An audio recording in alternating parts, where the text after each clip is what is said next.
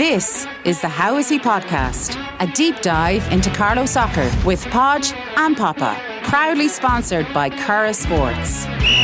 Let's kick it off. Welcome to episode 37 of the How Is He Podcast. Joined as always by my co-host, Paul Papa Dowling.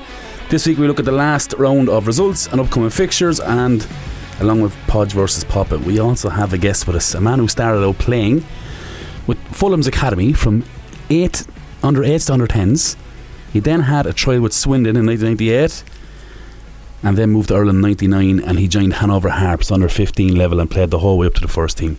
He went back to England for university, where he played for Staffordshire University from 04 to 07. He then left Hanover for Crittayard in 2011 for 2 seasons and returned in 2013, finally finishing in 2020, where he retired during COVID. As he says himself, it was a great time to retire. I'm going to ask him why, but anyway. Took the refereeing course 2017, ref juveniles in 2019, progressing to the junior game in 2022. Along the way he won 1 Premier, 4 Carlow Cups, 2 Premier Cups, 5 Shields, 3 under 17 Youth Cups. He bet us in one of them semi-finals with Pats, I think. Won the finals, so the Canberra Youths? Yeah, and 1 Oscar Trainer trophy. A big welcome to Phil Neenan. Phil, how are you? Not too bad, thank you. Thanks for having me. Thanks for coming on. We have questions for you. We'll get to them. Papa, we want to go through the results first of all. Were you reffing the weekend? I was reffing a youth game, Bagnallstown versus Hanover on Saturday, and then done the line for Parkville and Pats on Sunday. Oh, what do you think of that? The game? Yeah. Strange game. Pitch wasn't great, so that... You said that to me, didn't you? It looked nice, but it wasn't... Cut up, didn't it? Soft underfoot, isn't it? Yeah, bobbly, and it looks deceiving at the minute with that pitch. But I kind of thought Parkville were just kind of waiting to be beaten, and then longer it went 1-0, and then they got the penalty. Yeah. And then Pats really... was it a penalty equaliser, was it? Penalty equaliser. On the 80th minute, was it? 70 on 80 minutes. And then they had a minute or two of... Parkville had? Yeah, we could win this. Yeah. And then Pats took control there, and there was sustained pressure, and then got the winner. The goal was coming for a while, wasn't it? Yeah. Deservedly winners? Yeah, they edged it, yeah, definitely. But very little football played, Papa. I thought, looking at it, I thought it was an extremely physical game. Yeah. You know, second balls. I thought Parkville were excellent around second balls. I thought we were poor around second balls. Played when we could, but yeah, it's tough. Youth game Saturday was good. Aaron scored a great winner, didn't he? Yeah, it was a great goal. He told me the other day, Patch. That's his 200 goal. Go out with him. He's mock. Honest to God, yeah. He keeps all the records of every goal he scores. And he put up, that's 200 goals for Hanover. Yeah, it was a great... Go away. It's 200 goals since, I don't know, whenever he started playing.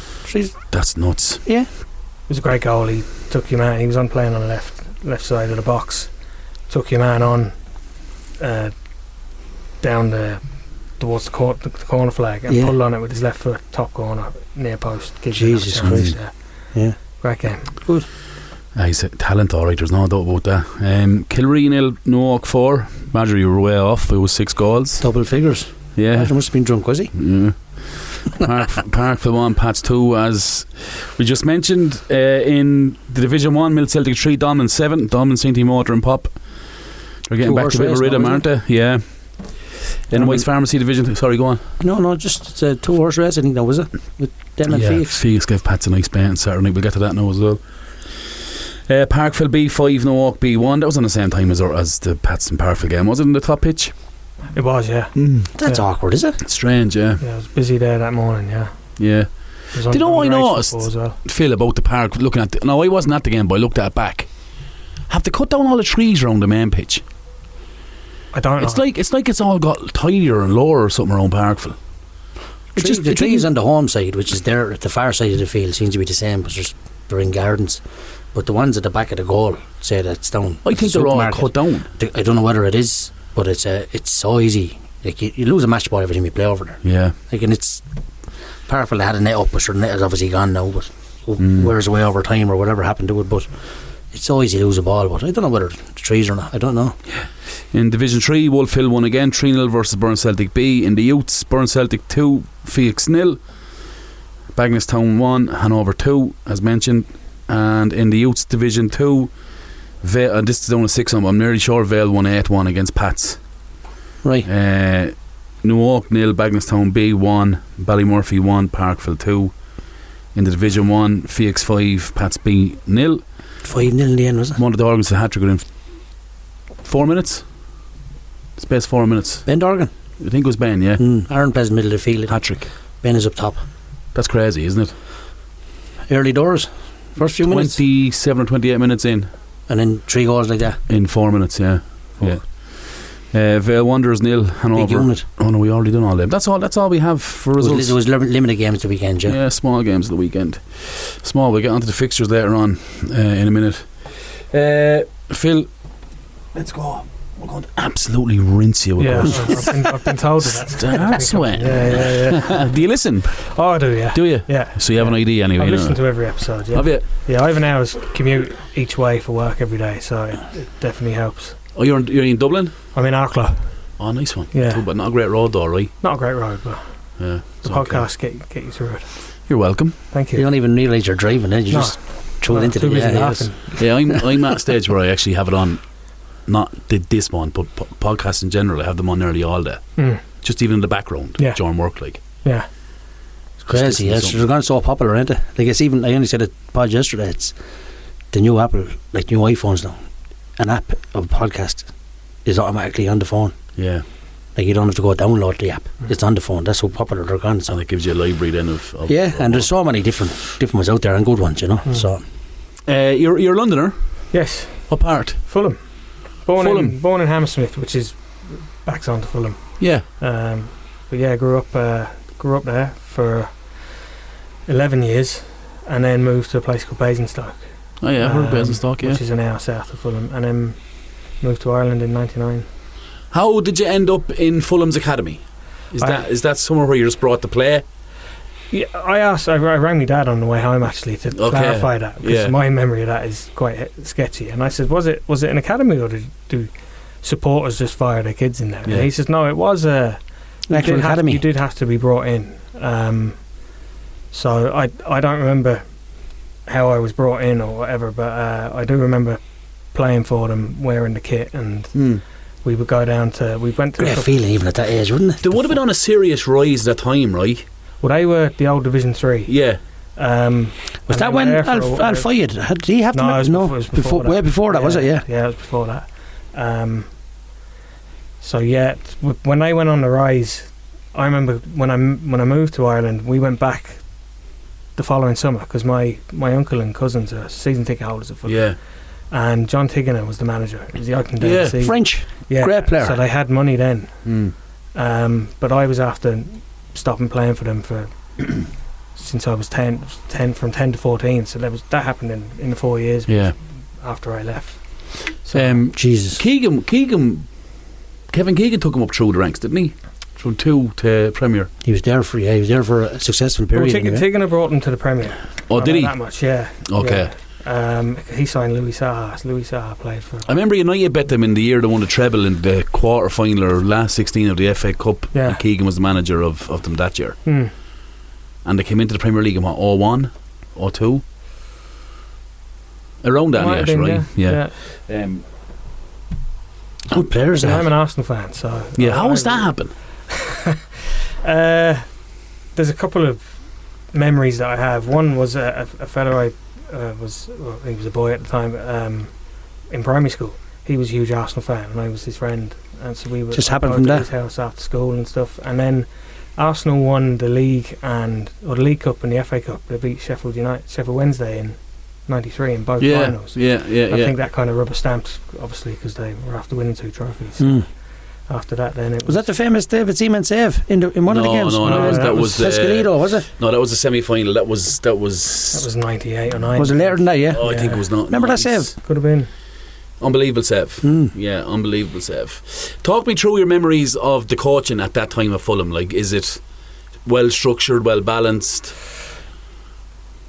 To the best of my knowledge, it was all about you'd dribble the ball in between cones, and then you do different types of turns. So you do Cruyff turn or instep. Mastery. Lay off a pass, sort of. No, just turn back and then lay off your pass to the next to the next player coming. But you're only talking 4 or 5 cones, maybe. Yeah. All about touches. Yeah. Yeah. Master the ball. Nothing in terms of tactics or anything like that. It was, as you say, it was just a player on the ball, wasn't it? That was the relationship, was player on the ball, get that right then and then. And was it like an outside pitch of the Fulham's ground? And we played indoors. Oh, indoors, was it? Okay, yeah. All indoors, and then you go into the games, just like matches. Small sided games or whatever, yeah. It wasn't too advanced apart from... Do you remember what position you played? Or do you... See, there wasn't really. It was just a game, sort of, yeah. Yeah, I mean, it was almost like a 5-a-side indoor. Right, yeah, so it's hard to get a position that really, isn't so it? Just there's no structure to get on the ball as quick as you can. Yeah, and or try and be an option. And yeah. And tell me then, obviously the Swindon thing. So you must have had a period where you were playing elsewhere then between. Yeah, so when I moved to Basingstoke, I couldn't stay playing for Fulham because there was a thing in place about travelling a certain distance. Okay. So that was where my association with Fulham ended. So I joined a local team in Basingstoke, and got a trial through them. That was basically it. So I played with them for a couple of years, and then certain players were selected to go for trials. And my only memory of that is that I felt out of my depth. Oh, really? Yeah. Did you? In Swindon? You would have been 13, just on that trial day, yeah. Right. 13, 14. I know. What was? You're the same age as me, right? Definitely are. I'm 39. Yeah, so am I. Yeah, we're the same age. Yeah. The boy's tone of voice went down straight away, didn't it? Yeah. I'm proud to be 39. I don't feel it. I'm the only man who's the same age as he is Stone. No, so I was 11 or 12 for that trial. And when you say, like it's crazy that you can remember, the only thing you remember is that you're out of your depth. Yeah. Is it a trial game? I think they were just a selection of games. They just, I can't say for sure, but I just remember. Do they try and put you into a mindset where they have you playing in like an empty ground and things like that? No, there was none of that, I don't think. So it's just this would have been 97, 98. Yeah. I had this. Yeah. My memory of that day is very sketchy, but the one clear memory I have is feeling I wasn't good enough. Why? Because other people were much better than me. That was were you small, size wise? Were they bigger than you? I would have been small, yeah, but I don't have any particular memory of feeling brittle or anything like that. I wouldn't from causing you. But you would have been always technically a very good player. Would have been okay, yeah. I guess it was a big pool of players, and maybe I definitely got better, much better at soccer after I came to Ireland. Why do you say that? I started to understand the game more, I think, and from a physical aspect. Well, and a tactical one, I think. Yeah. Positional one, sort of, yeah. Yeah. But you were probably nearly almost when you came over to Ireland in '99. You were probably nearly stepping back in time, in football sense. Would you have been? Do you think? No, not really, because we played on some dodgy enough pitches and stuff like that. Yeah. But in terms of the game was the same. And I hear you. Yeah. It was still all it was Sunday League or Saturday League as it would have been. Yeah. It wasn't. I mean, you think about the amount of people that are in England. The quality on leagues is going to be the same because you've just got so many people wanting to play. It's diluted rather than it's more you're probably right in the way that over here back then you had soccer players playing soccer. It wasn't almost like a drop off centre where it is now. Mm-hmm.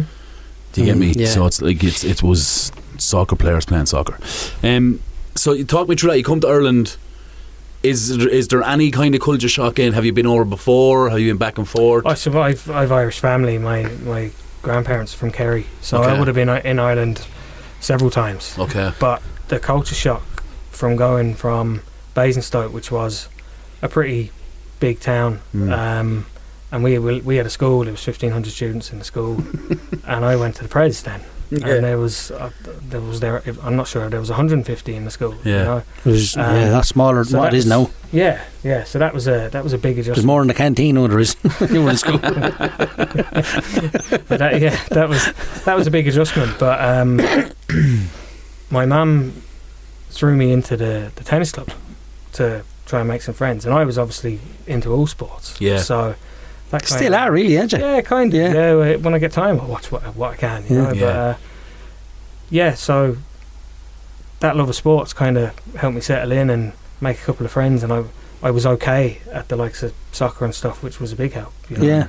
Because plays himself down there, doesn't he? I'm okay. no, but I was particularly okay. You're able to kick a ball, and like, you weren't useless. So lads would talk to you, you know, and that was just the way it is as kids, you know. It's that's the way that works, isn't it? Yeah, and like if he was, still applies, he's dirt. Go over him and not talking to him. He's an idiot. Yeah, but like he's go, Chester, let's go and talk to him. He might sign him. Honest to God, we've been guilty of it. 100%. Like it's almost like someone's foreign ability gives them stature, right? Yeah, it gives you a leg up, I guess. 100%. It's like I remember conversations with lads when we were young lads playing centre 10s.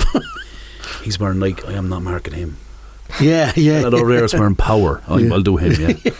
Do you know? Honestly, do you know? And it could have been. Do you know? It was just a perception of people is based on them, like and sure. You know, we will judge books by the cover, initially, don't we? Yeah. You come across now as a kind of guy that would have never called a lad useless.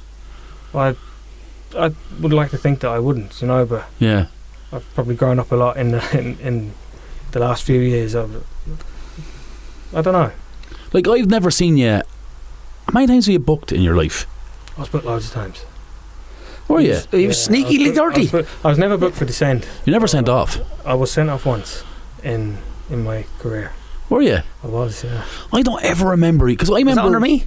That was under you, yeah. Yeah, it was because of you. I never remember. Because of me. I never remember you shouting or giving out or. Oh no, I definitely used to. I gave out a lot. I can't picture it. See, I pictured Coughlin doing that in that team. No, he would have been more positive than me.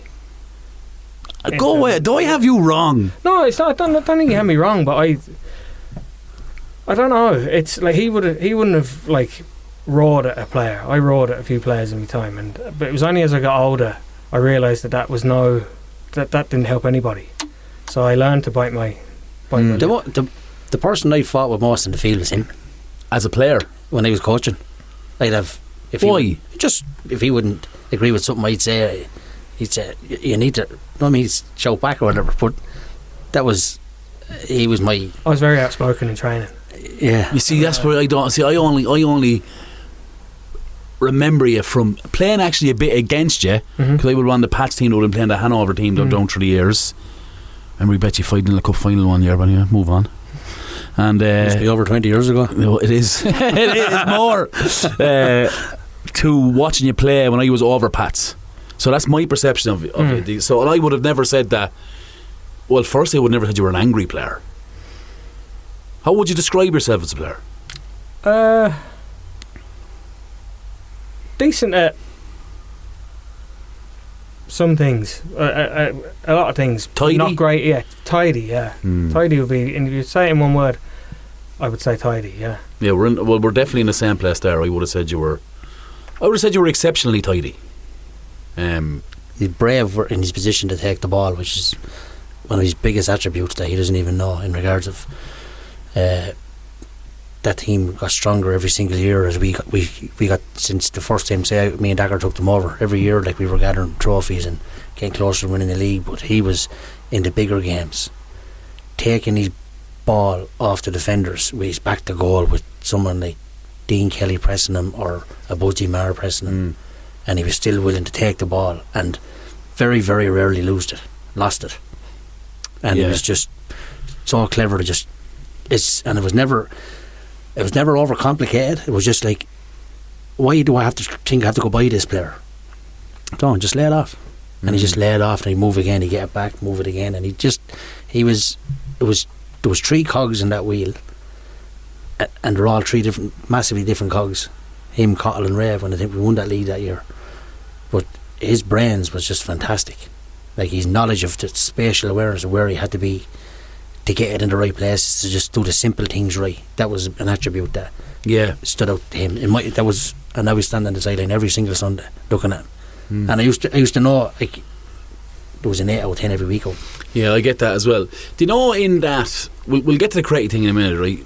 As you left, because we can't really scoot around that, but that Hanover team that won, you're the first person we had on it who was a part, I think. I'm free saying that. We had that no, he's the first one. So, like, what fascinates me about that whole journey, and I have never said this to Papa, is the likes of yourself, Coughlin, Graham, who've been Blackjack, who've been soldiers there for a long time.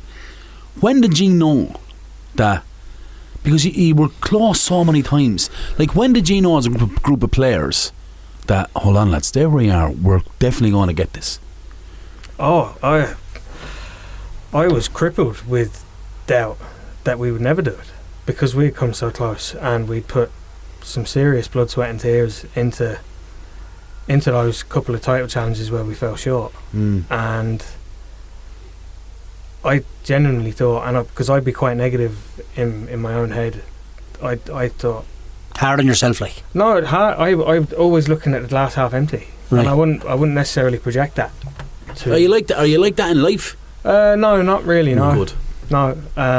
But in terms of my own ability, or when you're coming up against players that you know are good and stuff like that, I'd always be more worried about them, about how were they worried about me. That was just the kind of self-deprecating thing. Yeah, do you catastrophise things in your mind so that when it actually happens it's not going to be that bad because you've already thought it's going to be a disaster?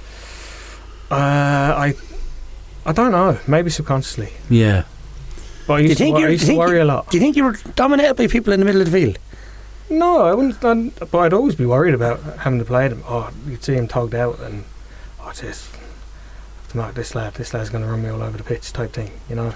But when it came to the game, you wouldn't think about it during the game. It would always be before it. It's just like an anxiety thing, you know. Yeah. And I was going back to your question about the team. Yeah. I didn't think that we would do it. Really? Because we'd come so close, and I thought we had better teams in the first two title challenges where we fell short. I agree with that. Than the one that won it. I think the first one that fell short was your best team. That was the one where we lost to Cretty Yard. Yeah. 3-1 in the Platts. In Hanover, yeah. Yeah. I think on a different night, better conditions, that's a different game. Well, we didn't play well that night. And it was 3 set pieces that caught us, wasn't it? Yeah, they scored 2 free kicks. Yeah, and a penalty. Yeah, I gave the penalty away. Because you got Did you? Yeah. Adam O'Rourke, he had got through, and it was a counter-attack from our corner, and I thought that I had to make the tackle, and I knew straight away that was one thing we changed as we went on, because our greatest player to shift on the field was Graham Delaney, if you remember. And I used to say to Graham Delaney, when we're attacking the corner, if we lose the header, I want you to react first as a honest to God, didn't I, Phil? As a defensive player. And we were very, very rarely caught in the counter-attack over that. Like, I'm not saying stand out at the edge of the box. Graham's a threat in the air, but he was so hungry and so his desire to listen to me, what I'm have to tell him to do. Like, if we lost the first header, like whoever a centre half the other team won the header, he was on it straight away, and he's chasing down, and all of a sudden Phil can stay as a spare one. Stevie Charlton normally stay back with Stevie. Stevie gets the player, and Graham doubles up as a second player. Get the ball back, Phil gets. But you would obviously have Graham in the box for the set piece. Oh, for the set piece, yeah. Was that the year? Correct me. Was that the year you won everything except the league? Didn't know. I think it was. We bet Pats in Parkville, and we bet Cretty Yard. We had a lad sent. No, we Cretty Yard and Pats, and we bet New York and Pats. Yeah, so you won 3 cup finals. Yeah, I think that was your best team. That's the same one you're talking about? I think so. Even though we won the league the year after, I still remember the episode 1 when you asked me about Podge, how did you keep going in regards of to be 3 years in a row, bet at the last kick of the game. But this is why I want to know from a player's perspective as well. And I don't know whether I still to this day, I know Blackjack came up to me in the corner, but I didn't know it was Blackjack and Phil or Blackjack and Cottle when I was roaring crying in the corner. I don't know whether it was you, but Blackjack and whoever was with him just said, look, you're there. And the thing I took out then was, as a coach, I was like, we just played bad in the first game with the best of 3 set pieces, and the second game, if you remember, Phil, they wanted Jeff Moore at the game of his life. Like, I'm like, and the other day we could have won that game 4-5-1 after 15 minutes, and I'm going, we are a top class team, and that's when we won the 3 cups. But the only thing with that game in Cretty Yard was that we needed New Oak to drop points against Phoenix that day as well. No, that was those 3 years. That's when Aussie, or not Aussie, what do you call him? From Collection. Your friend, lovely fella. Or Muzzy Mullen scored a header last kick. That was the third one. There was 2 in Cretty Yard and there was 1 in the Platts. I want to ask you this as well from a player's perspective, right? And these have just come into my mind fresh, right? See if you had won it earlier, would you have won more of them? I don't know, because when we did win it, we fell off a cliff the following season. Yeah, that's why I ask it. Yeah, it was almost like an Everest. That yeah, and then to get lads, to myself included, to be up to try and defend it was very difficult. It was a very difficult year that year. I'd like to think we would, because success breeds success, doesn't it? You know? Yeah. The weight off your shoulders as well. Yeah, and then you wouldn't have, if we had won that first one, we wouldn't have had the heartbreak from those. Yeah, 100%. Yeah, all of a sudden you have the habit, right? Yeah, yeah. But we had the habit of winning, to be fair. Yeah. But we were always labelled our cup team. You can't do it in the league, blah blah. So it was more of a relief than anything to get that final boss kind of one. Yeah, yeah. It was a big relief, wasn't it? Yeah, huge. Yeah. No, because I deserved it, though. You know what I mean? It was like we deserved at least one. That team. I remember having a conversation with you, and I don't know if it was you or Dacker. The conversation was probably Dacker, where I said to him, I said, to be a great team, you have to go win another one. And that's why I asked the question. Yeah. If you had got that earlier, like, could you have been a great team? Could you have done 2, 3, 4 of them? Do you know what I mean? I'd like to think so, yeah. Because you were because the gap to chase it was so hard and so difficult that one, because you won everything else, right? That when you finally, as you said, reached your Everest, it was like, I'm taking a break for a while there, lads. Just like when the boys revote their CVs as players, what they won. It's like 5 of this, 4 of that, but it's only the one league. Yeah, but it's a nice one to get. But look, there's plenty that haven't, you know. Yeah, absolutely. I think we can always say, oh, could we have won more, as you said, 2, 3 or 4, but ultimately it is what it is, you know. And there is plenty that will never have one, Phil. Yeah. Honest to God, yeah. Good players that will never have one. Like, you look at Chris Gall. Chris Gall has not Jelly. Chris Gall especially. I actually, when I listened to that episode, I couldn't believe. I didn't know this to say that. I said he's 1 or 2 anyway, but I didn't know he's none. Yeah. Like, for a player of that quality, say that mould of a player, not to win anything.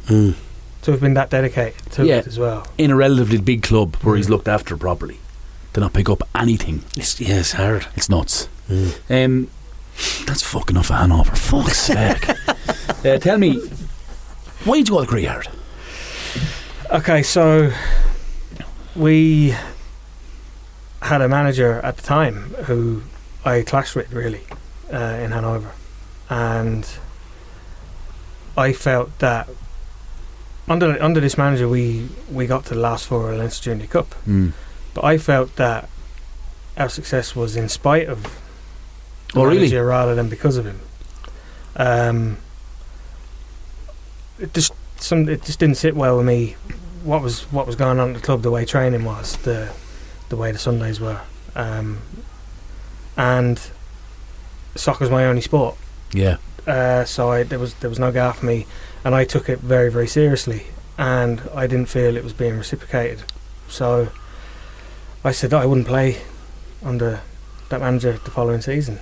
And the story of me actually going to Cretty, we were playing a pre-season tournament in Kilkenny, I think it was. Was it a 9-a-side or 11-a-side tournament? But they were. I think Freeburgers used to do one, yeah. I think it was that. Definitely, Freeburgers used to do a pre-season tournament. And we were in between matches on day 1, and I got a phone call from Cooper, and he approached me about. He was chatting to me about the Oscars, and then he approached me about. That was his line, wasn't it? Yeah. As Papa rolls his eyes to hell. Yeah, and I said, look, I'll have a think about it, and I'll get back to you. And actually, Blackjack was there at the time. And he says, "Who are you talking to?" You better not be. I said, "That was Cooper talking about the Oscars." And he says, "You better not be thinking about moving to Cretty." I didn't say anything. But yeah, I decided to leave. I thought it was the right decision, and I don't regret it. I think it was. What was the difference then when you landed there? Was there a comparison to what you were doing at that minute in Hanover, or was it like? Oh, it was night and day. Really? Yeah. I mean, Cooper had been in Cretty for 2 years. They'd won the league the previous 2 years, and their setup and standard and professionalism was exactly matched what I wanted. From the first day we had to all train in the same kit. It was like a Navy kind of training kit. Yeah. All wear the same stuff going to matches. To me, it felt like I love that. a professional I setup. love that. I love all that crack. And I think he introduced that in the Carlow League, and the amount of teams doing it now. Yep. You define system as well, right? Yeah. So that was again. He was in his third year of that. I was my first. I got almost like a contract at the beginning. Go ahead. Yeah, well, I wouldn't say it was a binding contract or anything like that, but it was a list of expectations. Yeah, and fines and basically, expectations. And to me, I thought it was amazing. Okay. You know? I was 25 when I joined. Yeah. So I was coming near his peak. Who won the league that year, Newark? New Oak won the league the 2 years that I was at Cretty, and then Cretty won the league the 4 years after I went back to Hanover. Bobby Dolan, isn't he? Delighted for you. So that's another reason why I felt we were never destined to win a league for a team that I was playing for. Yeah, you know? well, that Hanover, that Cretty team would have been very close, though, right? Yeah, we lost the league to New Oak in New Oak we lost 2-0. I think Willie Kinsella got both goals. Yeah, I remember it. I remember that game. I was marking him. Mikey Byrne was out injured, was he? Am I right in saying that? I can't remember, but we never looked like winning that game. No, they were comfortable. Yeah. They just overpowered us completely. Talk to me about the regret. You don't regret it? No, because I learned more in those 2 years about the game, myself as a player, my limitations, tactics, and I think I brought that back and transmitted a lot of that to Hanover. So when you come back then into Hanover as Papa the Gaffer, yeah, do you see a difference in Hanover when you go back there? Absolutely. Like you've jumped. Yeah, I think so, because before Papa it was Dermot O'Shea and Philly Keogh, wasn't it? Did they do one? They done 1 year. Done 1 year, yeah. Yeah, and then you came in. Yeah, no, there was definitely a difference. Yeah, and I think that I might have played a part in helping that by bringing some of the stuff that I learned back from Cretty Yard. Yeah, just in terms of drinks at half time, oranges at half time, stuff like that. Yeah, whiteboards. Yeah. It's not genius, but it was something that we had never experienced before, and I experienced that at Cretty Yard, and I thought it was invaluable, to be honest. Brilliant. Yeah. It's almost like sorry, excuse me. It's like you notice the small things. They made a big difference to me. Yeah. You know. Yeah. We had a whiteboard in the Cretty Yard home dressing room, and I played a good bit in centre midfield, but played a good bit at left back because Craig went on gardening leave for a few months. So he went on a bit of a sabbatical. Yeah. So I got a lot of games at left back, and every week. Gardening leave. Yeah. Brilliant. Yeah, he never mentioned that. Yeah, no, he didn't. Yeah. Every week, Cooper would be hammering home where he expected me to be when the ball was on the other side of the pitch. Even though he told it to me 10, 15, 20 times. Yeah. Still told it to me. Drilled it in. Yeah. Yeah, I noticed myself, like, even going to watch games, like, the big interesting thing for me is the small things. So what are they doing differently? Like, how many balls do they have in the warm-up? Do you know what I mean? Like, you see some places and there's 60 cones down for warm-up and you're saying, oh. And you can see the best teams and they might have 4, but they have double the footballs your man the 60 cones has. Like, it's little things like that you notice that stand out to me from an observation standpoint that I think make all the difference. But I think the one thing that you have to do when you notice them small things, now this is for me, is that you can bring them, but you can't copy them because you bring them to a different group. Yeah. So you have to try and make them bespoke to where you're bringing them. Yeah, unique to. Yeah. So when you're bringing all the information from Cretty Yard, are you going in like, and are you word for word? This is what Cooper is. This is what Cooper is. No, Cooper is. No. I didn't want to be bleating on about Cooper after only coming back. You know. Yeah, I miss him. Frosty when I came back initially. Yeah. With a couple of players, and that's understandable. I get that, you know. But yeah, I am there.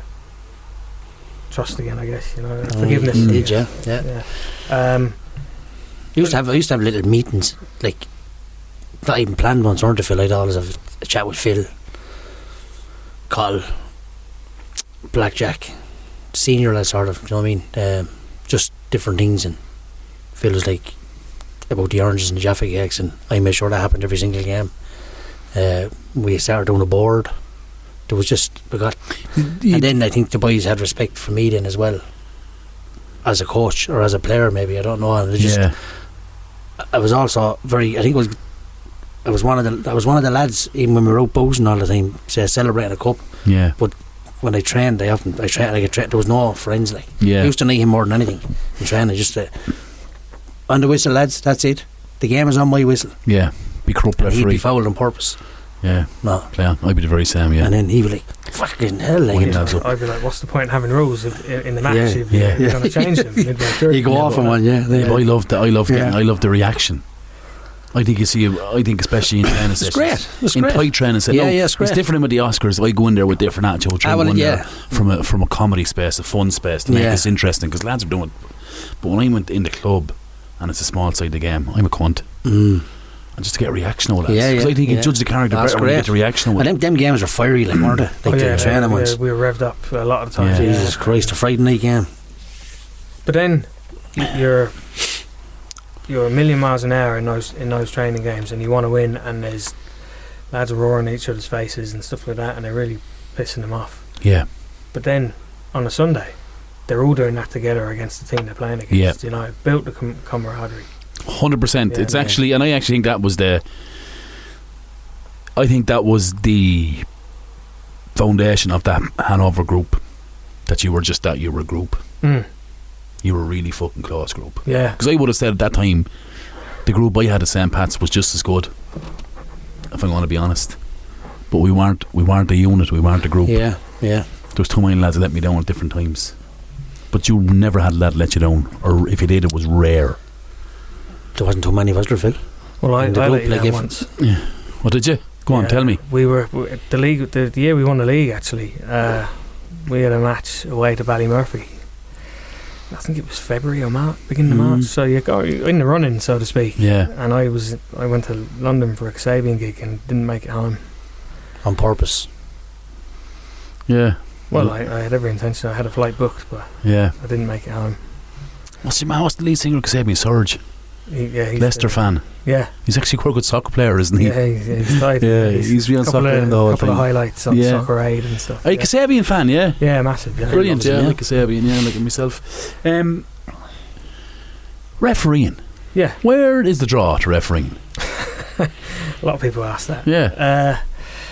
I've been interested in reffing, or just referees, since I was a teenager, I think. I've read a couple of biographies and... Really? Yeah. There's been a few out over the years, you know, like Graham Powell and David Ellery has one, and a lot of the big names have done one at some stage. But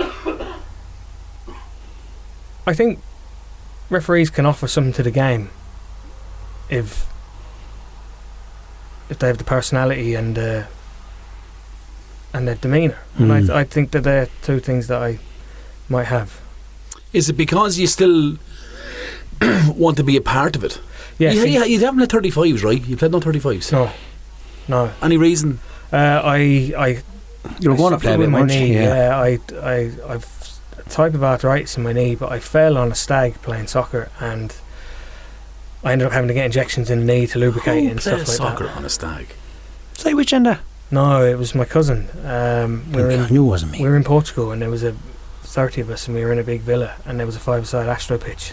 You bet 15 against 15? No, it was we had teams and stuff like right, okay. So we were all wearing shoes like this. Yeah. There was a wet patch, and I slipped and fell awkwardly. Fuck. Yeah, so that kind of curtailed my playing completely then. But was the focus then more on, right, I want to still be involved, what else can I do? A referee? Yeah. I mean, because when I went to university, I done a sports coaching course. Okay. And because I knew I wasn't going to make it as a player, and I thought, what's the next best thing?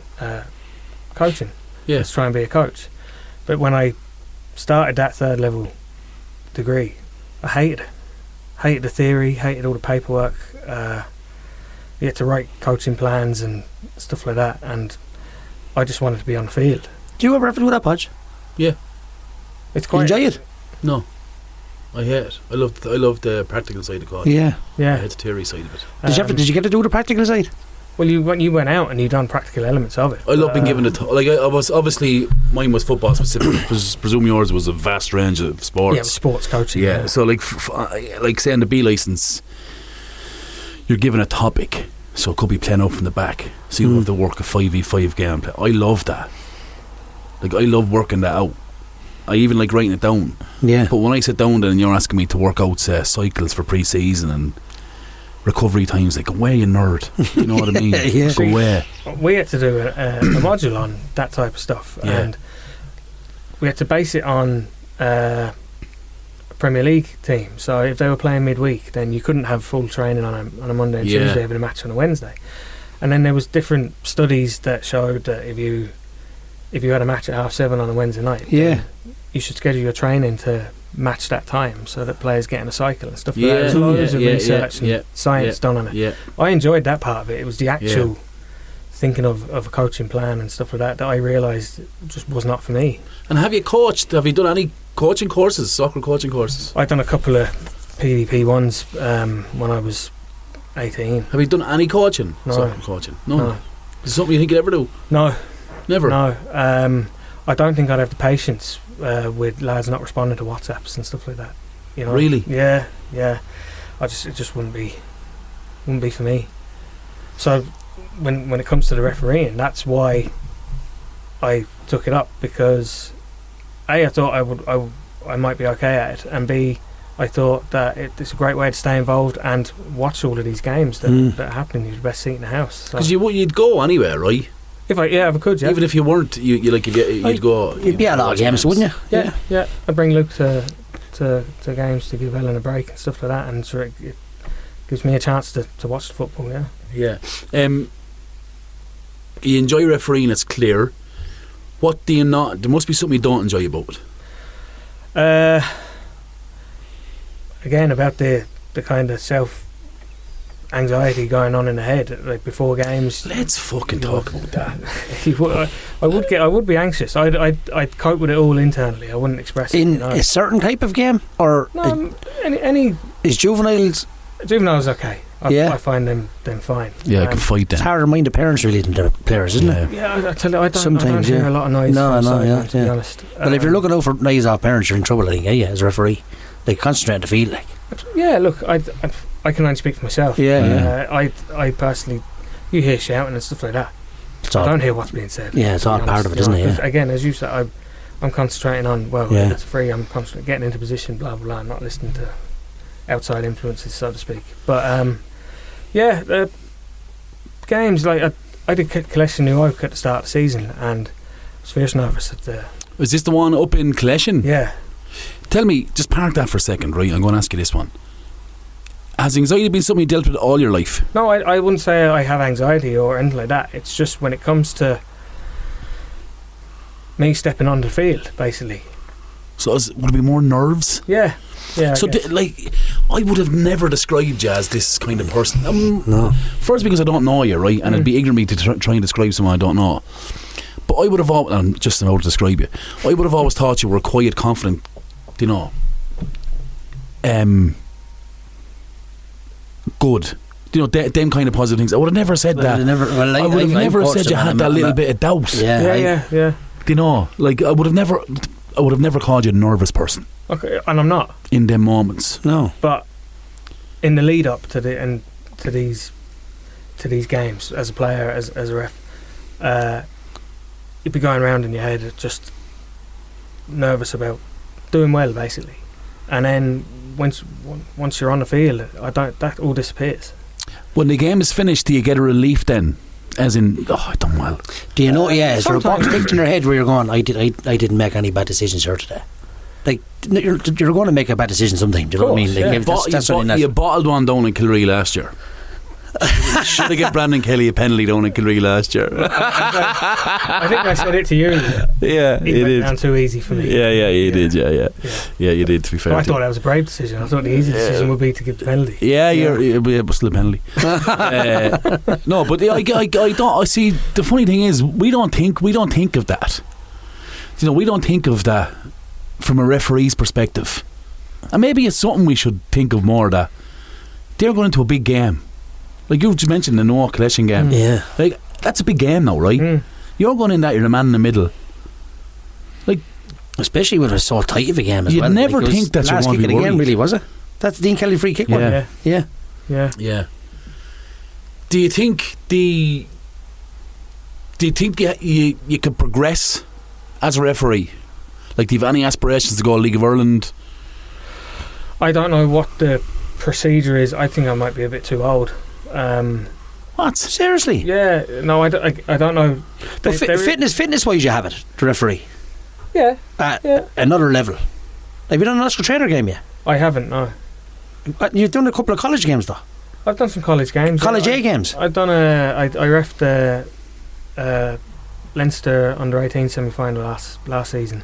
Brilliant. Between North End and that's right, yeah. A team from Dublin.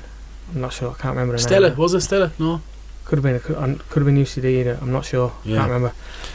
That was in North End, wasn't it? Yeah. And so that was great. It was a thrill to do that, you know, and be asked and given that opportunity. I will do my best and see where that takes me. And if it's the Carlow League, then great. If I get opportunities to do other games, then do you think amazing. It's an advantage or it's a help to you that because you were such a good player that you can understand the game better because there's more systems and you can see, oh yeah, he's deep or he's a whatever. Do you see things like that in the field, or you just want to know from a referee point of view? It's important, I think, to not lose concentration and be admiring some of the football that's been played. Because I've lost concentration in matches before, and I've missed big things, and all of a sudden you've lost control of a game. Yeah. You know. So I'm trying to stay concentrated on the moment because it can all turn in an instant. If you and it's a big help having linesmen in the Premier games. Oh yeah, absolutely. Like you can concentrate on just the stuff on the field. You're not trying to call an offside when someone's cleared the ball and you have to turn around and judge whether someone was offside or not, because that's impossible. You know. But I do think that I'm not bad at understanding when you got 50-50 coming here fairly quick. You're going to need to be on the ball with the whistle. You know. Are you a part of that? Because that's the question I was going to ask you. You might have come into me as well. When you do them tight games, are you a part of the reason it's boiling up? Or maybe not you, but this isn't a personal. It's as a referee, part of the reason the game is getting to that tipping point. It's a good question. Each game is different, but there are certain games where no matter what a referee does, it's just going to boil over. 100%. But I also would say, Phil, there's some games where if a referee didn't have his whistle, there'd be no problem. As in, you wouldn't even need one. Just let it go. Do you know? But that just comes from your view of what you see. Yeah, absolutely. You know, I would say a ref is trying to control the game, not be the puppet master, but just trying to control the game to a point where the game is allowed to be. Yeah. As simple as it can for as long as it can. 100%. But the problem is with that is, and I am victim. Well, I call myself a victim, but I am the number one person that would say that ref's against me before he's even started the game. Do you know? And you're actually like, just as he's actually not. He just wants to go into 90 minutes and get out of here. Well, that was something I learned when I took up refereeing. You meet the other refs that are on the branch, and because you would only ever see them at a match. Yeah. When you're playing. Unless you're a postman. Yeah. But you don't see them in any other situation or environment. No. Whereas when I met the lads on the branch, my view on them changed completely, because they're decent people, and they're doing their best. We only see them with a referee outfit on and a whistle in their mouth every Sunday morning. We don't, and you judge them on that only, and 100%. They're not like that, and it's not, they're actually, like, they're good guys. People. I know a lot of them, they're good guys, but it's just, there's a lot, and I was included in that as well. Like, I be like, it's just, you have that persona of, he's the referee. He's not. That's Phil Neenan. He's a human being. He's a smart kid at home. Do you know what I mean? The lovely family and the way. It's just, it's different. But every referee has a style as well. Yeah. And they're all different. Yeah. And some you might agree with, or some you might resonate with, and you might think, I like his style, and there's some that you won't. Yeah. But that's their style, and it's almost like it's like people have different personalities. I get you. To speak to the ref less, it's just, I think you get on better with them. Do you know what I mean? Like, you're not involved in altercations with them. Some referees, if the game wasn't going their way after think they made a bad decision or something like that, like I've made wrong decisions as coaches, but referees make wrong decisions as referees as well. And then there's an arrogance comes out in some of them, and you're like, don't speak to me like I'm four. Like, relax for a second. I know how to do a job as well. They do 3 nights a week here in the Platts, and then a match on a Sunday, and I'm like, you speak to me with manners, I give you manners back. If you want arrogance, I give you arrogance back as well, though. I suppose from their point of view, and from a ref's point of view, they get shouted at more than anyone. 100%. Yeah, and we said it many times. They actually have a grounds to be ignorant, don't they? Well, do you know? They actually have a grounds to be rude. I'm answering that. They do. I know they do. Yeah. Do you know? And I'm the same. I'm gone. I'm like a lemon on the sideline. But you think the whole world's against you. Do you know what I mean? I'm like a child. I'm like, what's your man's name? What's the film called? With Brad Pitt. He gets younger. Benjamin Button. I'm like Benjamin Button. Mine is regressing, man, and the child is carrying on. But the headmaster is spoken outside again. Do you think? Thanks, Chris. Do you think that the progress of VEOs, nearly every game's recorded now? I'd say you're the only club that hasn't got a VEO, by the way. So I'm just saying, just pointing out an obvious thing. Relax. Don't shout at me. I'm not a referee. Do you think that there's a space for that? I had this conversation with referees assessor Seamus Ivers recently. That is there a space for referees to be assessed on them VEOs, not from the point of view, from a development point of view? Do you think that there's a space for games recorded to help refs? Well, if used in the right way, I think they can be. But I think it's up to the ref. Like I personally wouldn't mind if I was sent a match that I had done, so that I could look at it and see how I did, how I portrayed myself. Did I get caught positionally? You know, but I think that'd have to be on an individual basis. Yeah, but some might not want to look back, and I understand why lads wouldn't want to either, because I suppose a referee might say, well, sure, I can't change it. Yeah. Do you know what I mean? There's 5 answers you can give to that question. For a learning tool, I just think it's a great.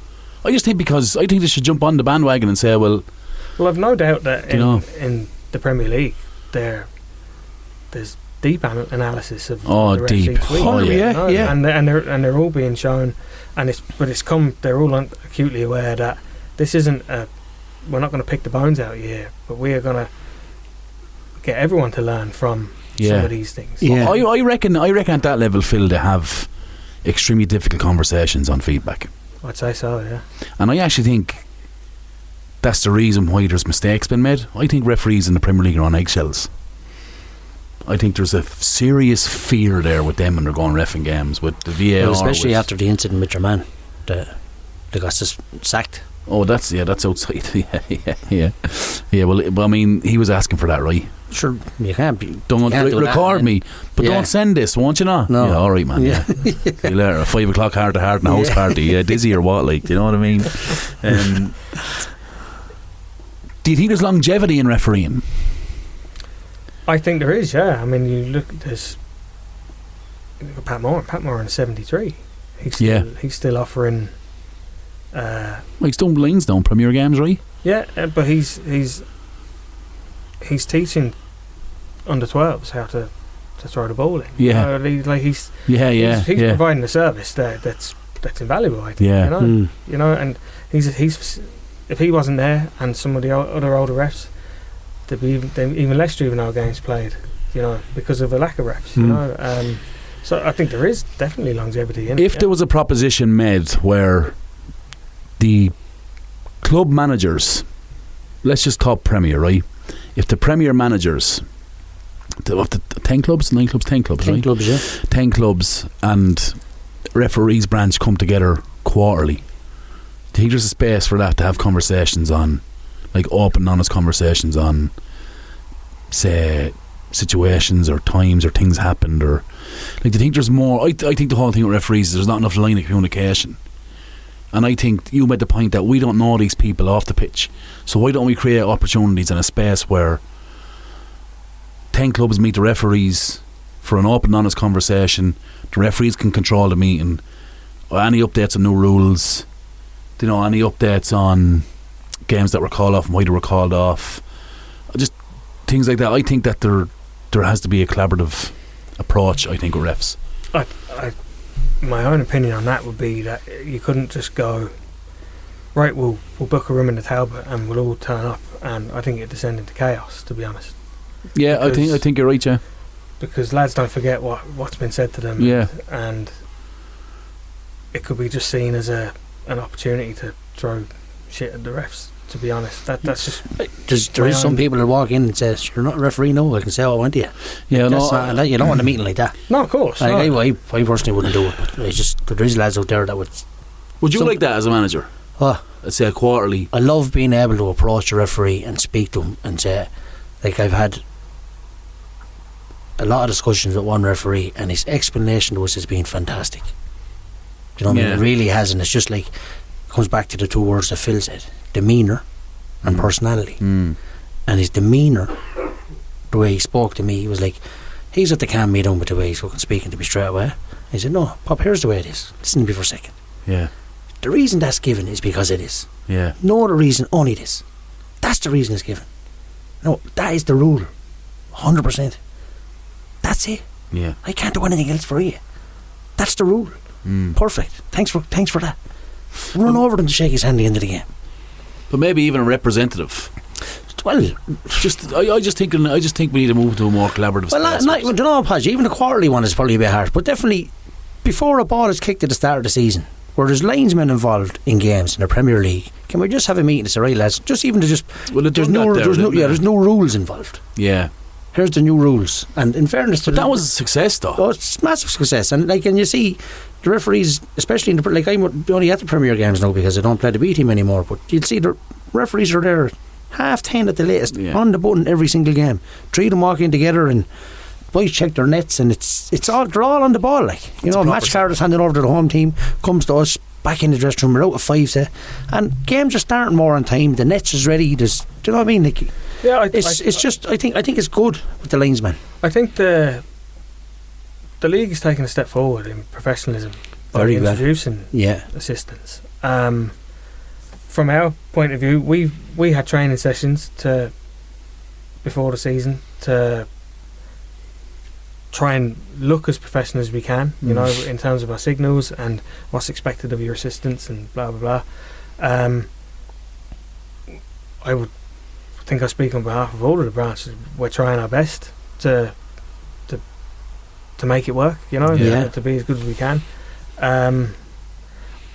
One thing I would like to say is that there are plenty of people that don't know the laws.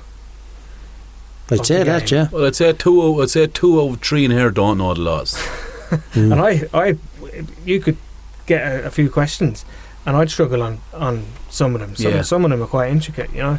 But they like to say handball. Like, people just think a handball is a handball. It's not. But it's not. But it can cause things to boil over very quickly, because a lad will just see a ball hitting another fella's arm, and it could be point blank. Close distance, and he chase you for 40 yards to say that was a handball. And his arm's in a natural position or something. And then you explain that to them, and they don't want to know. But 2 minutes later, there's a handball, and you're giving it as a free kick. So it's a handball, and then they go down the line next to murder on the pitch. You're robbing us, and you're not giving them everything. You know, and that's what happens. Can escalate very quickly. Lads have selective eyesight, like. You know, that was something that I when he asked me to come on, I wanted to say about the handball, because in the vast majority of cases, it's not a handball because it's ricocheted off. Or of course. You know, but yeah. Do you prefer doing the line or the game? I was going to ask that. Yes, yeah. On the game. Yeah, it's a good. I think personally doing the line is easier because you're not in control of all the decision making in terms of fouls and stuff like that on the pitch. You can't flag them though, right? You can flag, yeah. Are all your flags button like you're connected up? We've got electronic flags. And the man buzzer. will wear a little pack with a. How far do you think it is before the goal line technology comes down to this level? That's about money. VAR. I guarantee it's not too far away. How much would it cost? I'm sure you get one in Timo or something, would you? You come in with a fog, the Wish version. Wish version. Do you prefer the line is jagged edge? But you prefer the ref though, right? Yeah, look, there's a. It's more. I think it's more responsibility, you know. Yeah. And you get given these games, and look, it's big. It's big for the refs as well. Like, the game Thursday night is huge. And do you respect it? Absolutely. Are you doing the game Thursday night? No, I'm not. No. You in the lane? No, I'll be gone. Can you give me back that €50 then, Phil? How important is it to respect it? One of the first things that was said to me when I started was that you could be in. I know a lot of people use them all the time. You could be in Wolf Hill, you could be in Bolton Glass, you could be doing a Division 3 2B teams, nothing to play for. But to them, that could be their cup final. Yeah, you know. Yeah. So we've said it many times on the show. Yeah. And that respect has to be given to all of those. Yeah, and that's players and managers that are trained. It fell down with the referees at the start. That's what there was a few lads mentioned it over. Just not having the same turn up at the same time because it's a lower division game. You're on your own and you can get away with coming in at 10 or 5 to 11, which is not really fair on the players either, because again it comes back to this is their be all and end all. Do you know what I mean? Like these guys, it's only one club, it's one senior club and that's their only team, it's their first team. So, but that's why I think it's very important to have the likes of a player finishing and going to refereeing, because he understands the importance it is, not to only the club he just finished with or left, but to every other club, because he's played in them games. Like you've played in the Ballymurphys, you've played in the Wolf Hills, you know how important it is. So I think if you know that as a player and you go into refereeing, it's not a Mac thing. Yeah, but it's also timekeeping as well, Podge. Like, or like no matter, we used to send a message, wasn't it, Phil? When a manager was like, message goes out 10 o'clock on the blast sharp, but that was really warm up starts 10:15. You're on the pitch for 10:15. Some lads are 10 o'clock, 5 past, whatever it was, but you still be on the pitch at 15:15. So like quarter past is very acceptable in my opinion. So a referee in no matter what division he's in should be there at 10:30 latest scenario. Either he's on his own or there's 3 of them doing the game. I think it's I don't know whether it is a rule. Is it a rule? There's no hard and fast rule. Would you agree with that? Would you agree with it? Well, I can only speak for myself, but I would always try and be there half an hour before, because it gives me time to speak to both managers, see how things are, move stuff off the pitch, get myself ready. It gives you time, just to. Do you do an extensive warm up? No, and I sometimes. Should you, Phil? Oh well, no, you should. Jim Wynne used to be deadly for the warm ups, didn't he? Yeah, and Seamus Ivers, I distinctly remember him. He would warm up heavily before the games. Jim was like we used to train. Phil, I tell you, we trained in the plots. I know he was good laps around you, yeah. But he was backwards the whole length of the field, then hit the end line, backwards the length of it, and he could do 4 in a row. Yeah. And then he do sprints down the fire and then corner to corner. And like he was like fair fucking play. His warm up used to be like brilliant. Oh yeah. Well, I think fucking Moses skipped the new going around the blocks he was. What every week is it?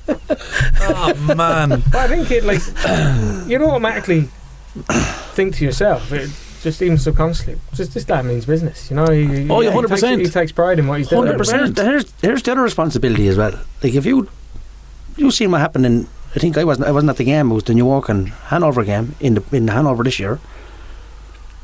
I think Pat O'Connor pulled a muscle or something. Yeah. So they had to take off another linesman. One of the linesmen just refed it on his own. Yeah. But if you're doing a game on your own, you don't warm up properly, and it's a second division game or first division game where there's only one referee.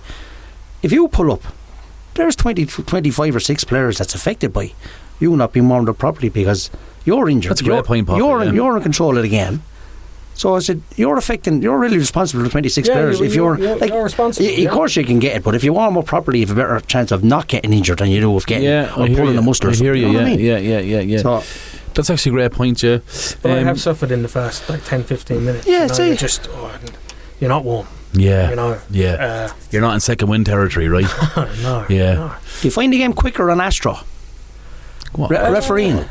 What question? Yeah, by and large, because the grass pitches, especially this time of year, aren't great. Parnfield's pitch would be probably maybe Pat's pitch would be just not really played on at the moment. Parnfield pitch was consistently the best grass pitch in Carlow. End of story. Then you had the Pat's pitch before they changed it. It was a mix between the bottom and Pat's got some cup finals because why bring 2 town teams out of town when it's... Collection had a great grass pitch as well. Collection had a great grass pitch as well, and you played a cup final last year, didn't you, on a grass pitch? We did, we did. It's but they're good in August, September, April, May. Yeah. Every match that I've attended on a grass pitch this year has been a slog. It's just it makes it a more level game, doesn't it? They give us it is a leveler, yeah. I think if Pat's played, no disrespect to Parkville, last Sunday on an Astro, it might have been a different result. Like another 1-1, but I think you fancy yourselves a lot more on Astro than you would on grass. I mean, you'd be an idiot to say no, we don't. Of course we do. We train on it. Yeah. We do everything on it. You don't do, and not on the grass pitch at all. No, there's no lights here. Oh, there's no lights on it, right? You can't zip the ball around on a grass pitch currently, with them being so heavy and soft. But there is as a midfielder, Phil, you love an Astro passing the ball, don't you? Yeah, I think there's definitely a space for some coaching aids to put on to put a speed bump on Astro or something. I definitely think there is a space there to create some kind of cone or something that you scatter them around a drill, so that it makes it realistic if you're going playing in grass. Honestly. Or a set of spikes. You know what I mean? Imagine the guy. Cops and nails. Imagine the marketing conversation when your man went to polo mint. He's like, there's a hole in the middle of that. These will sell, man. Do you know what I mean, though? Why will it sell? You can put your tongue through the middle. Yeah, exactly. No, you can't. You can put them around all your fingers, look. Some tangent. Yeah, no, that is a tangent and a half, yeah. Anyway, on that, tell me, your best 11. Okay. You didn't give me much time. No, that's I scrambled this, but I did the best 11 that I played with because I got you. Yeah. So I obviously play with Hanover and Craig Yard. Is Craig Comfort in this 11 before we start? Craig is in this 11. Yeah. Fuck me. Craig, you're everywhere. Yeah. Deservedly so, I think. Yeah, he's good. So I went with Trevor O'Reilly in the goal. Oh yeah. Yeah. Because he's the keeper that we had when we won the league. He had a couple of incredible games for us. Better than Jamie? Hennessy? I wouldn't like to compare the two, but get off the fence, Phil. Who was better? No, I when Trevor was there, we didn't miss Jamie. So what a fantastic answer! Yeah. Have you considered politics? No, he'd be very good at it. He would, No, yeah. So Trevor was a good signing for us, wasn't he? He played with us for a couple of seasons. He was a Pats. After I left, I think he was a Pats for half a season. But he was a good lad as well. Like he fitted into our group straight away. Yeah, immediately. Yeah, great goalkeeper. And he's spring on him, and he was brave. And like I said, he had when he won the league, the first year we won it, he saved the penalty up there 2-1. Remember that, Phil? We were 2-0 up and cruising. Gave away a goal. I gave that one away as well. What's wrong with you with the penalties? Who was that against? Did they get Andy Robertson over there? Against Grady. Yeah. And then we were 2-0 up. Yeah, you scored a penalty to that. Yeah. To take the lead. Yeah. Trevor saved the penalty. One then, Philip. What shape are you playing, by the way? It's a 4-3-3. 4-3-3. I want to say congratulations. I'm the first guest to come in with a solid shape, and because people come in here Point back. You have Fucking more hell. shapes than a fucking Krypton. Gold Star Krypton Factor. Remember that show? It was brilliant. Yeah.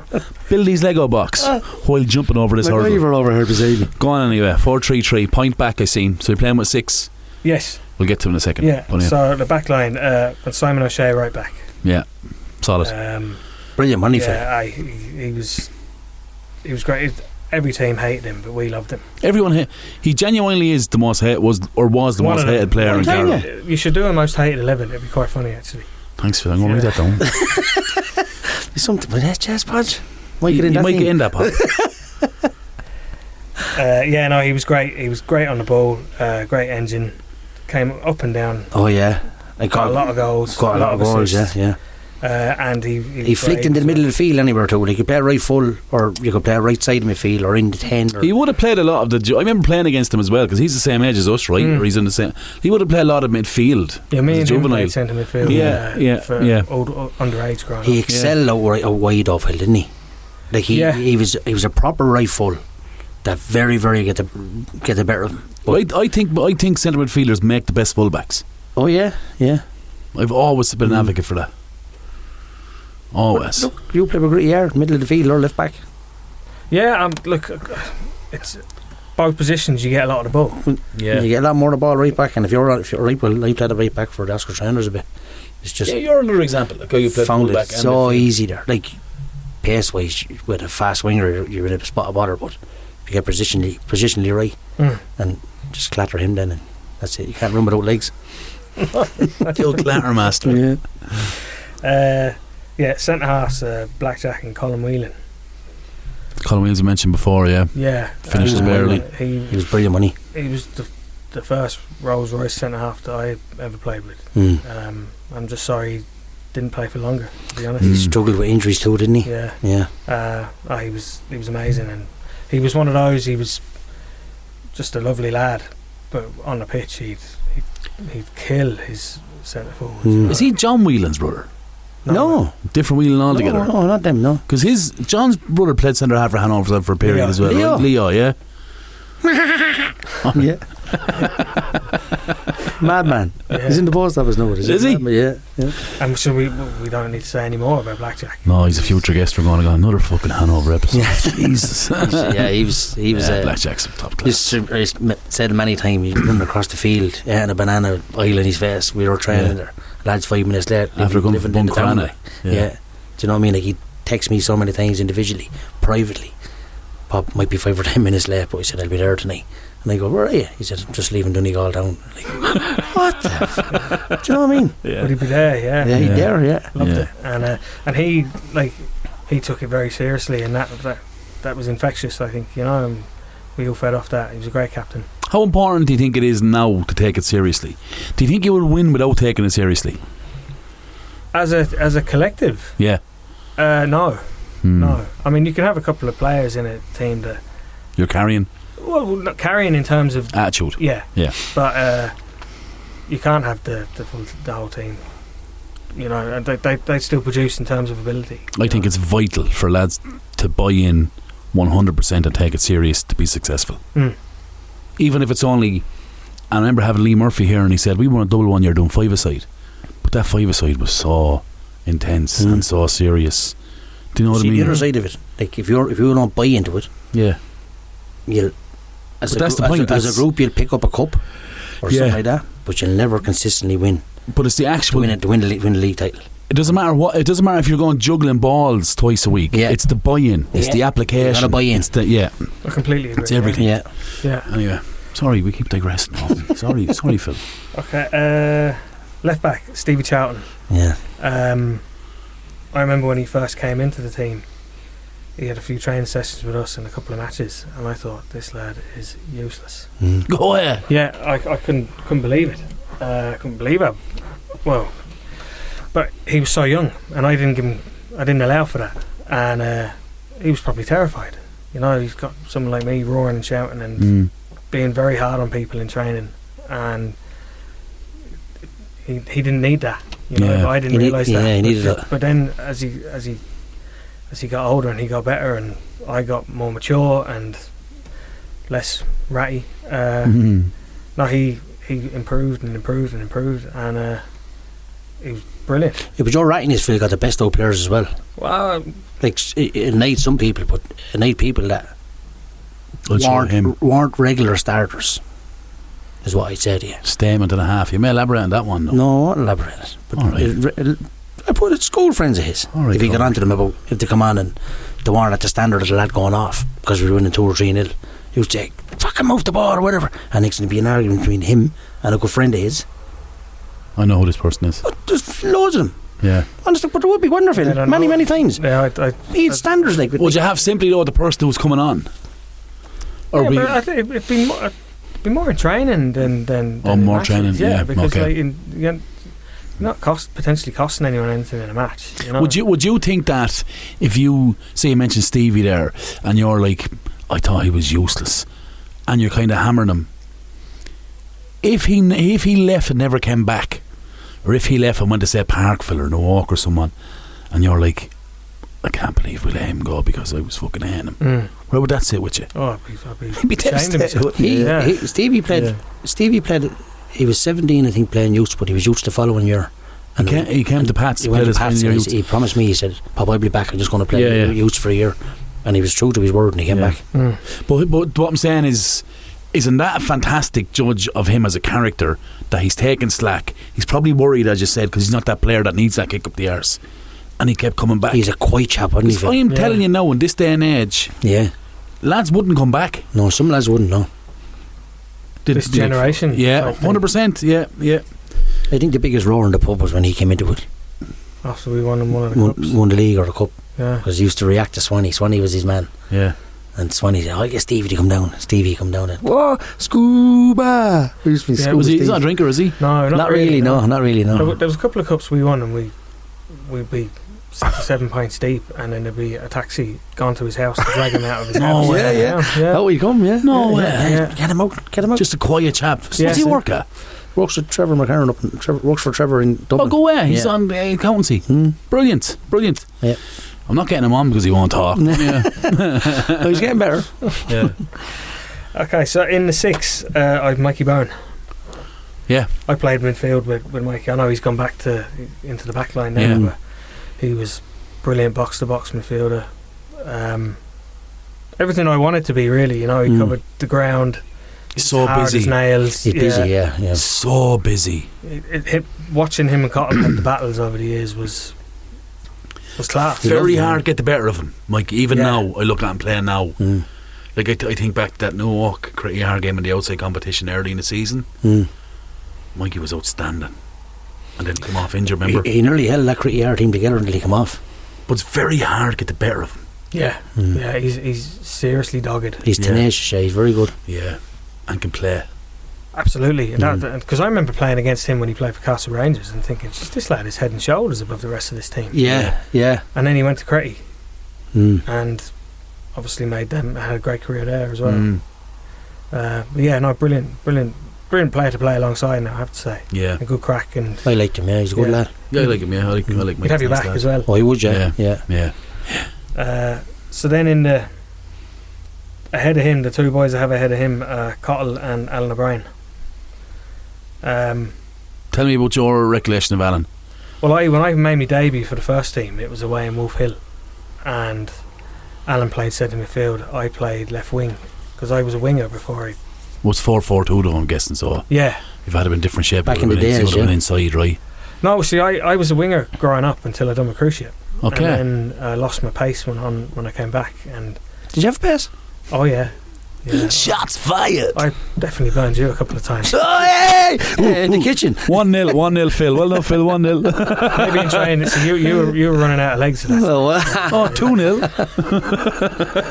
I never had legs.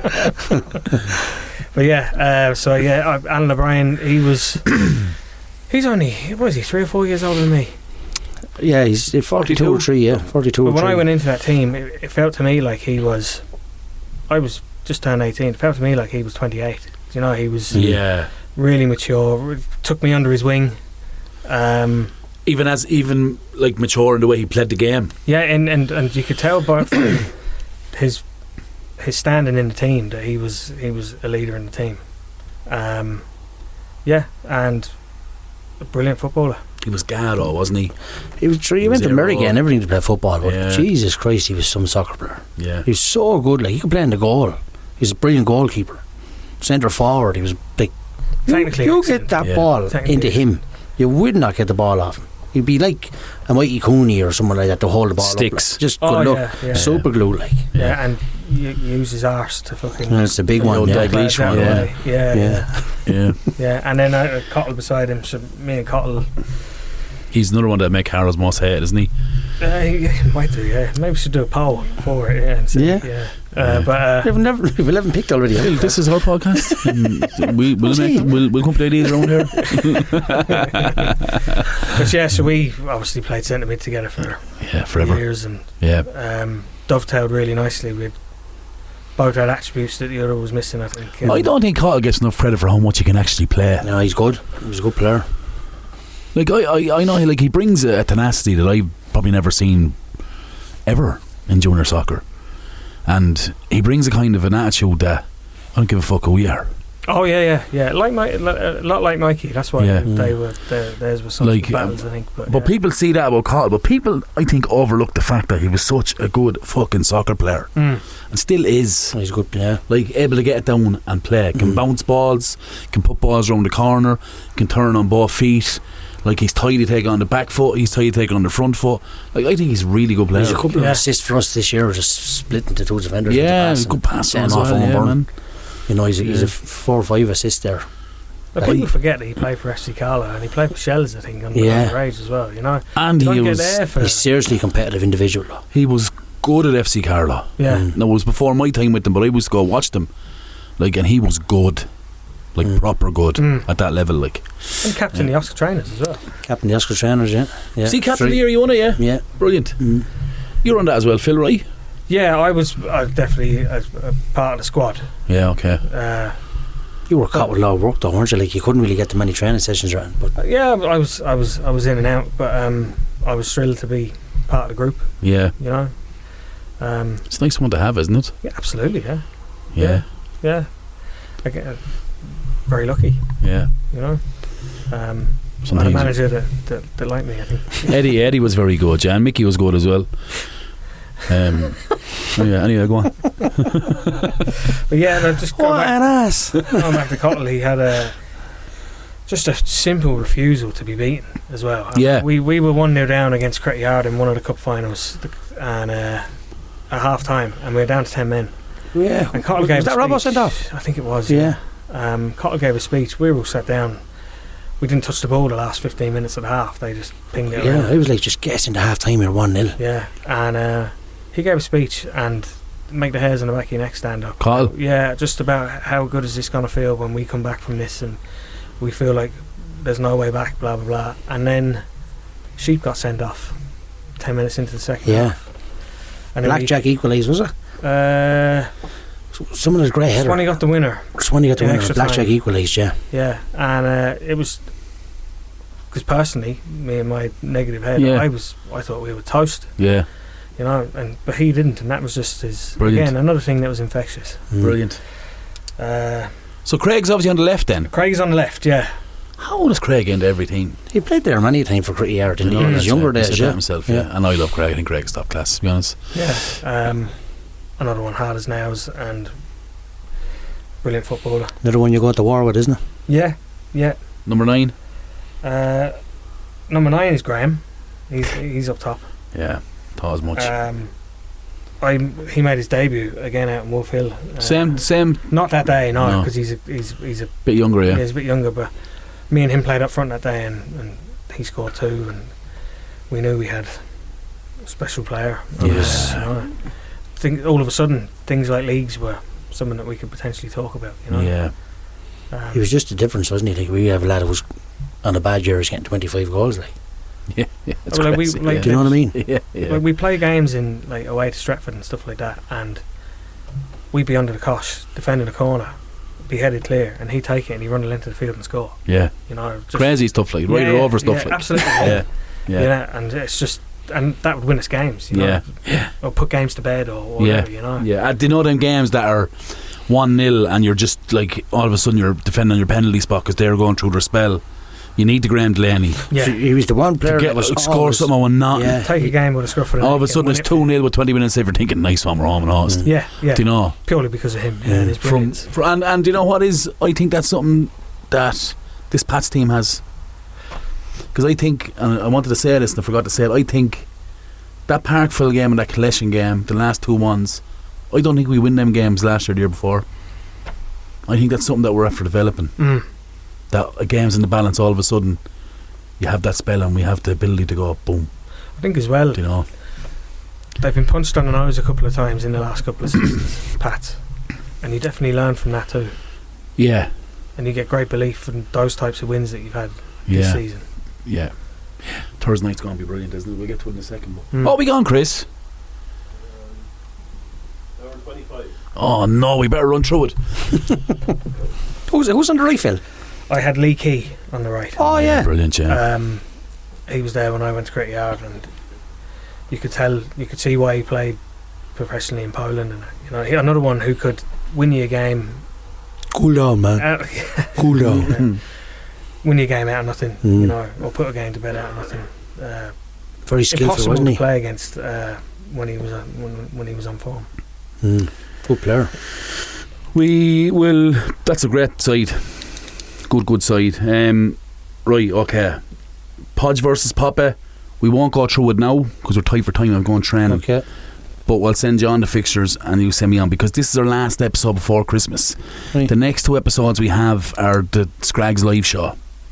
They'll be out on the next 24th and the week after, so the next one. So we're not back till the 7th, and let me tell you, Papa, we have lined up a massive one for the 7th, haven't we? Yep. Yeah, Eric Canton's coming. Going to be good. I'll quickly go through the fixture. So Pats Noak Thursday night, Collection and Vale Friday night. In the ladies, Vale versus Cricket Yard, Pats versus Ballymurphy. In the youths, Bagnallstown Burn, Hanover Feeks, Cricket Yard Collection. In the Division 2, Pats versus Noak. That's the youths, that is. In the Premier then, this is on the 4th. This is after Christmas, right? These fixtures, 3rd and 4th. You're away to Burn Celtic Saturday night, yeah. on the Saturday. And Ballymurphy are playing Dolman in the Play final. And Division 1 Feeks are playing Mill Celtic. And then Sunday the 5th of January, Burn Celtic versus Nurney. This is the Carlow Cup's been run straight away. It's been run off the lower divisions, I suppose. Division ones, yeah. Burn B versus Nurney, Bagnallstown B, Ballymurphy B, Hanover B, Collection B, Joseph's versus Wolfhill. In the Premier, Bagnallstown versus Pats. I presume that's returned Danny Doyle, right? Yeah. Isn't it? Noak versus Parkville, Kilree versus Cricket Yard. And Division 1, Slaney versus Pats B. Division 2, Castle Rangers Phoenix B. Bottomglasstown Noak B. Parkville United B versus Cricket Yard B. Rashford leave Man United. Just getting you out there on my phone. Good riddance. In the Ladies League, Mill Celtic versus New Park and Nurney versus Parkville. It's gone to City, yeah. Colchester City. That's it. Phil, thanks so much for coming on. Really a pleasure to have you. It's great to have someone to have that insight, that played the game at an extremely successful level and then referee at an okay level. I'm only joking. And referee at a good level as well. So thanks so much for coming on.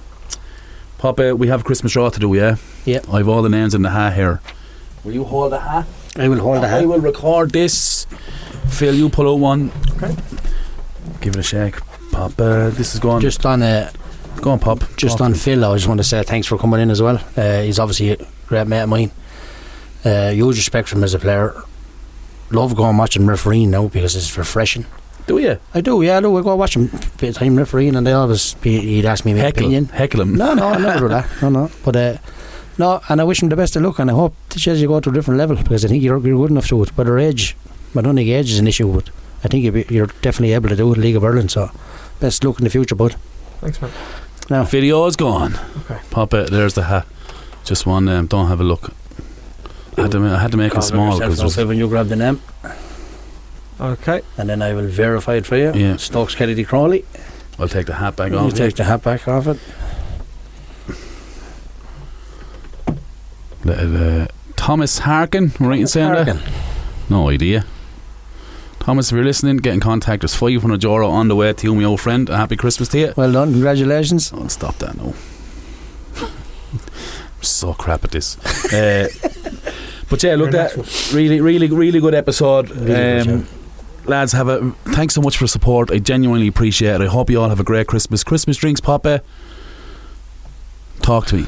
Sure. Sunday 29th, is it? Is it Sunday 29th? Yeah, I'm gonna check that. Can you pull your weight a little bit here? You said that last week. It was the 29th. Did I? Yeah, but it's But was the Sunday not a 30th? it's not ideal, is it? No, it's not. It's not ideal at all. But Everybody's back to work on the Monday, isn't it? We have to change that to the Saturday, Podge. what's the 28th? Yeah. We'll do it. Yeah. It's changed. 28th, yeah. It's now the 28th. Yeah.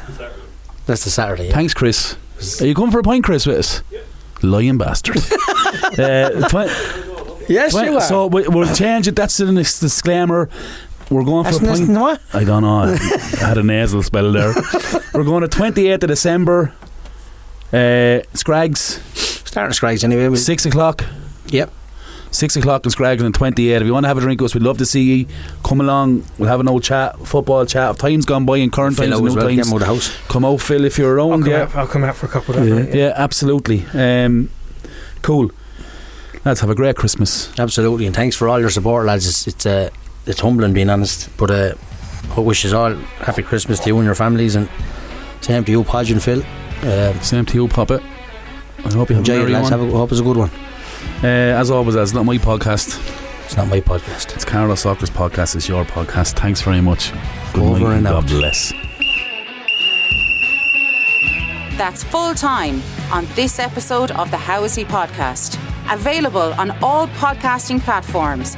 Find us on Facebook, Instagram and Twitter/X. Proudly sponsored by Curra Sports. For more information, contact Shane@currasports.com or check out their website, currasports.com.